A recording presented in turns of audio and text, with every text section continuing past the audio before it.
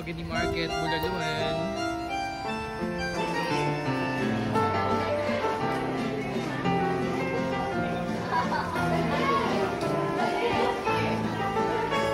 So yung tinatawag nila Mahogany Market. Iba't ibang pagkain. Pero yung pinaka-specialty dito sa Bulaluan. So kung gusto nyo kumain ng mga murang bulalo, ayan, saktong-sakto dito pag nandang kayo sa Tagaytay.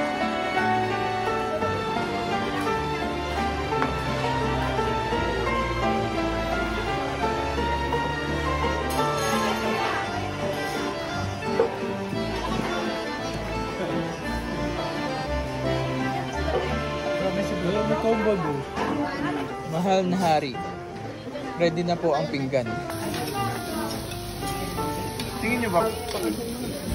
Nambag mo pala.